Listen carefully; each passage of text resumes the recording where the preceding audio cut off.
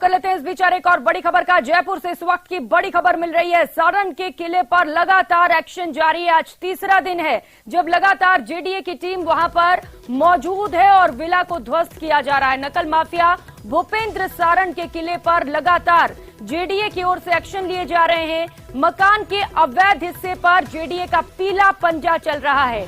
JDA के प्रवर्तन दस्ते की ओर से लगातार ये कार्रवाई की जा रही है, जिसकी तस्वीरें इस वक्त आप देख पा रहे हैं। 1.5 करोड़ की लागत से इस आलीशान मकान को खड़ा किया गया था और लगातार जेडीए की ओर से इसे तोड़ने की कार्रवाई जारी है। आज तीसरा दिन है। जेडीए के मुख्य नियंत्रक प्रवर्तक रघुवीर सैनी का बयान भी इसे लेकर सामने आया। उन्होंने कहा है कि करीब 90% तक कार्रवाई पूरी हो चुकी है। मैनुअल सिस्टम से काम किया जा रहा है ताकि जो अगल बगल आस पड़ोस मकान है उन्हें नुकसान न पहुंचे और सारण के पड़ोसियों को कोई नुकसान न पहुंचने पाए।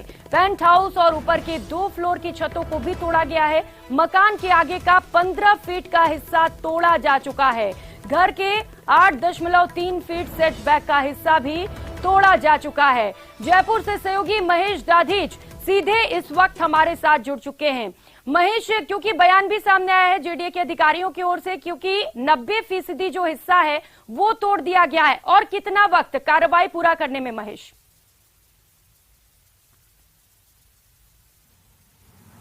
बिल्कुल प्रियंका, जानकारी देना चाहूंगा कि जेडीए के जो सीसी हैं उन्होंने ये बात कही है कि 90% तक काम जो है वो पूरा हो चुका है।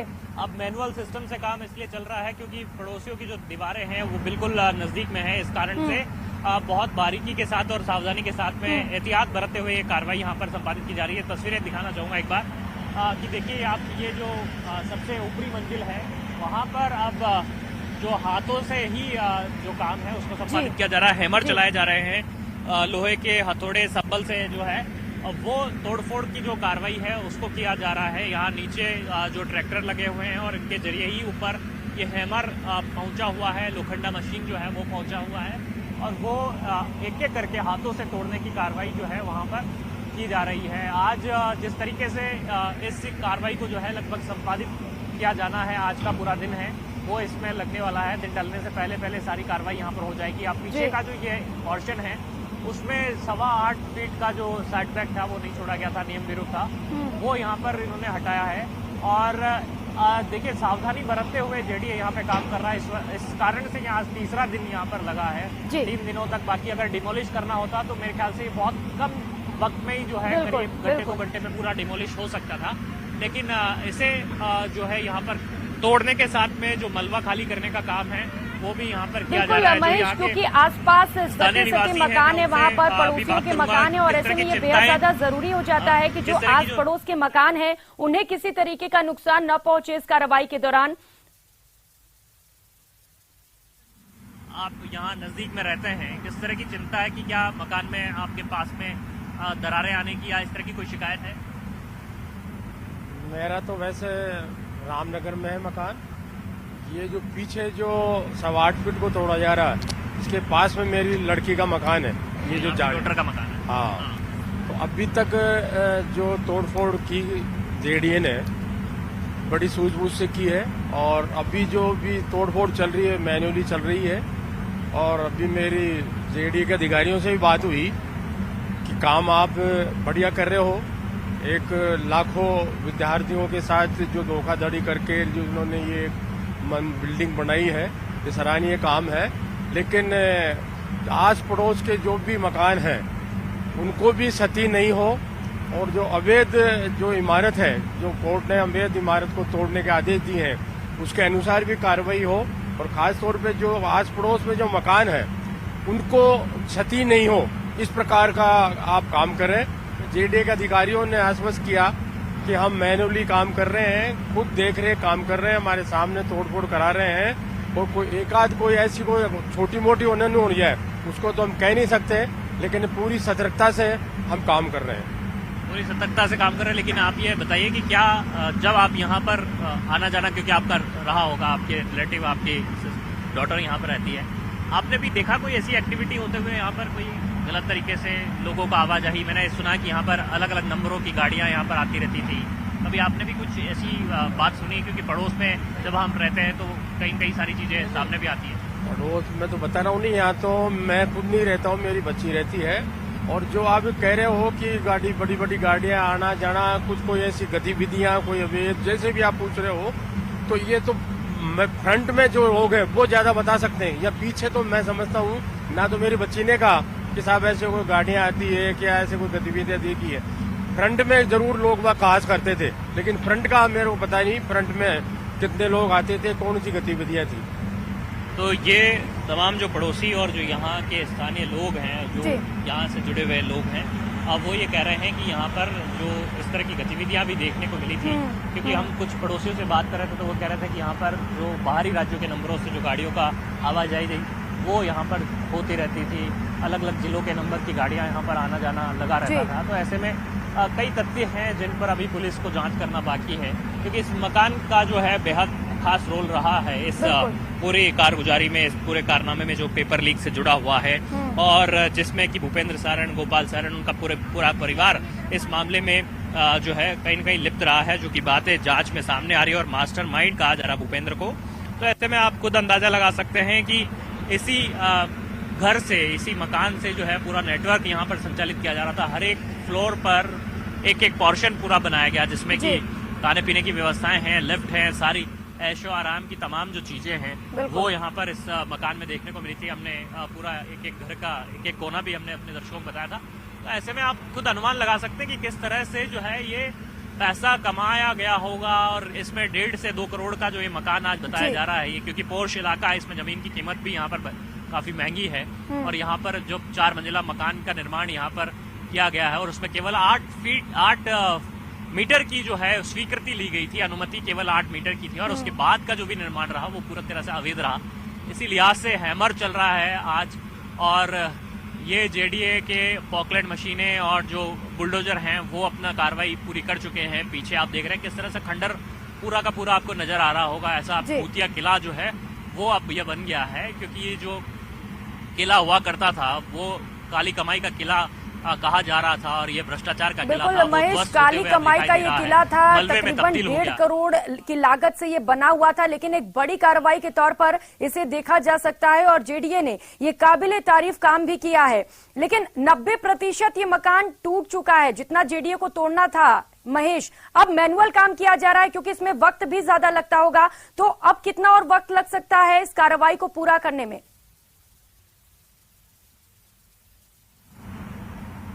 बिल्कुल प्रियंका, आपका ठीक सवाल है कि 90% जो काम रहा है वो पॉकलैंड मशीनों के कारण और जेसीबी के कारण जल्दी से जल्दी हो गया है, लेकिन अब जो 10% काम जो बचा हुआ है उसमें समय लगेगा, क्योंकि वो पूरा का पूरा हाथों से मैनुअली किया जा रहा है और वो हैमर के थ्रू किया जा रहा है। तो ऐसे में उसमें टाइम लगना यहाँ पर स्वाभाविक तौर पर है। और जो टेंट हाउस जो ऊपर में बना हुआ है, जहाँ पर कि आप देख रहे हैं इस समय जेडीए के अधिकारी भी मौजूद हैं और जो श्रमिक हैं वो वहाँ पर काम कर रहे हैं, वहाँ पर जो है सबसे पहले जो है हैमर के जरिए उसे तोड़ने की जो कार्रवाई है वो यहाँ पर की जा रही है, और ऐसे करके ही जो 2 मंजिला इमारत है उसकी जो छतें हैं वो तोड़ी जाएगी। वो आरसीसी जो है उसको हैमर के जरिए तोड़ा जाएगा, लोखंडा मशीन के जरिए तोड़ा जाएगा, और बाकी का लगभग जो साइड बैक का हिस्सा था पीछे में 8.25 और आगे में 15 फीट का, वो यहाँ पर तोड़ दिया गया। यानी जो मेजर जो काम था वो हो चुका है, केवल 10% काम बाकी है, और उसे आज शाम ढलने से पहले निपटाना है। तो जेडीए ने अपने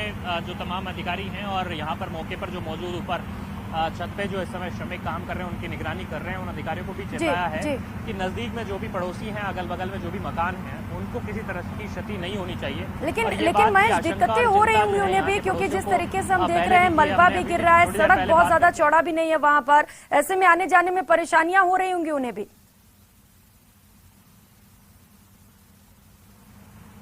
देखिए, बिल्कुल ये स्वाभाविक सी बात है कि जब कार्रवाई चल रही है तो बैरिकेडिंग भी की गई है, रास्ता भी रोका गया है, मलबा गिर रहा है, उससे यहाँ पर रास्ता जाम भी हुआ है। ऐसे में आवाजाही जो है वो प्रभावित हुई है। जिस तरह से जो मलबा गिर रहा है और उससे जो मिट्टी उड़ रही है, उससे अगल बगल के लोगों में जो है वो सांस लेने जैसी तकलीफ जो है वो भी यहाँ पर हो रही है। तो ऐसे में ये स्वाभाविक तौर पर जब भी कोई अतिक्रमण हटता या इस तरह की जो बिल्डिंग को गिराया जाता, तो ऐसी चीजें यहाँ पर नजर आती है, और ये कमोवेश आज भी ऐसा देखने को मिल रहा है। लेकिन लोग इस बात से बहुत ज्यादा आशंकित है कि उन्हें कहीं इसका नुकसान न झेलना पड़े, जी। केवल पड़ोसी होने की कीमत उन्हें ना चुकानी पड़े। ये बिल्कुल। बात जो है जेडीए को बार बार बोला, यहाँ की विकास समिति ने भी जाकर के ज्ञापन दिया। जेडीए ने ये बात जो है बहुत ताकीद किया और ये कहा है कि आप निश्चिंत रहें, जो भी हमारे जो अधिकारी यहाँ पर सुपरविजन कर रहे हैं वो टेक्निकल टीम के हैं और काफी एक्सपीरियंस लोग हैं। वो जब भी इस तरह के निर्माण को ढहाते हैं तो बहुत सावधानी और एहतियात बरतते हैं और यही कारण है कि इस निर्माण को भी ढहाने के अंदर उन्होंने पूरे एहतियात रखे हुए हैं, सुरक्षा के पूरे उपकरणों के साथ में पहुंचे हुए हैं और वे किसी भी हाल में जो एक मेवाड़ी शब्द मारवाड़ी शब्द है सरपेटा जिसे कहा जाता है कि जो भी दीवार शामिल की रहती है उस वाली दीवार को वे डैमेज नहीं करेंगे और केवल छतों को तोड़ने की जो कार्रवाई है वो की जाएगी और उसके बाद में पिलर्स तोड़े जा सकते हैं। तो बिल्कुल। और महेश कहते हैं कि दूध का जला छाछ भी फूंक फूंक कर पीता है। जब अधिगम कोचिंग पर ये जेडीए की कार्रवाई की गई तो लगातार जेडीए से लेकर सवालों के घेरे में भी रहा और यही वजह है कि इस बार जेडीए ने बाकायदा नोटिस भी जारी किया और मकान तोड़ने में आस पड़ोस में कोई परेशानी ना हो, दरारें ना हो, इसे लेकर भी खास तौर पर वहां पर ध्यान रखा जा रहा है। महेश,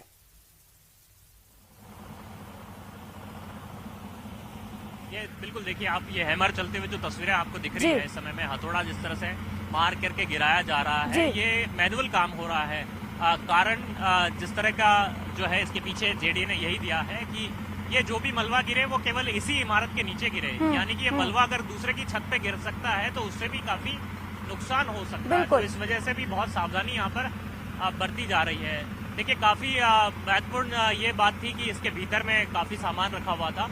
कल वो जो भूपेंद्र सारण की पत्नी है और गोपाल सारण की जो पत्नी है वो यहाँ पे आई थी और उन्होंने अपना यहाँ से जो सामान है, बेशकीमती सामान, वो यहाँ से लेकर के चले गए थे। लेकिन इसके बावजूद भी जिस तरह से आप देख रहे हैं कि अभी एसी और जो बाकी के जो फर्नीचर हैं, इंपोर्टेड फर्नीचर, जो भी सैनिटरी है, ब्रांडेड सैनिटरी का यूज इस मकान को बनाने में किया था, इंटीरियर जो है वो इस्तेमाल इसमें हुआ है, वो यहाँ पर नेस्त नाबूद होता हुआ दिखाई दे रहा है। देखिए सीसीटीवी कैमरों से पूरी तरह से लैस ये मकान रहा है। हर एक फ्लोर पे जो कैमरा लगाए गए थे और अत्याधुनिक उपकरण जो है यहाँ पे वो लगाए गए थे, वो सारे यहाँ पर जो है धाराशायी होते हुए दिखाई दे रहे हैं। और ये सपनों को चकनाचूर करने वाले लोगों के साथ में जो रवैया सरकार ने रखा है, ये संदेश देने की कोशिश है।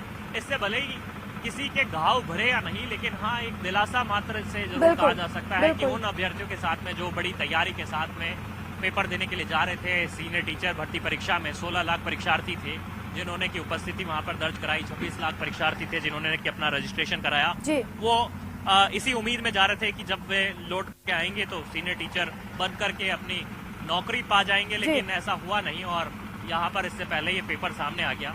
अभी जांच में ये भी पता लगेगा कि कितने पेपर भूपेंद्र सारण के द्वारा लीक किए गए या कितनी चीजों में उनका इन्वॉल्वमेंट है, वो धीरे धीरे जांच के बाद में साफ होगा। और न्यायपालिका की प्रक्रिया है उसमें भी वक्त लगता है, क्योंकि राजस्थान में वैसे नकल कानूनी तौर पर नकल विरोधी कानून जो है वो बना लिया गया है, लेकिन अभी भी उसके तहत में जो कार्रवाई है उस लिहाज से नहीं देखी गई है, जो कि उसमें संपत्ति जब्त करने के प्रावधान और 10 साल तक की सजा के जो प्रावधान है उसमें किए गए। ये बड़ा सवाल आप बोल रहे हैं महेश, क्योंकि जेडीए अपना काम कर रहा है, सख्त संदेश के तौर पर इसे देखा भी जा रहा है, लेकिन सबसे बड़ा सवाल यही है कि पुलिस ठीक तरीके से काम क्यों नहीं कर पा रही है, क्योंकि नकल विरोधी कानून के तहत जो कार्रवाइयां की जानी थी वो भी अब तक नहीं की गई हैं। और जो सबसे बड़ा सवाल है वो ये है कि जो 2 मुख्य सरगना फरार हैं वो आखिर कब गिरफ्त में आएंगे, ये सबसे ज्यादा जरूरी हो जाता है पूरे नेटवर्क को पकड़ने के लिए। बहुत शुक्रिया महेश आपका इन तमाम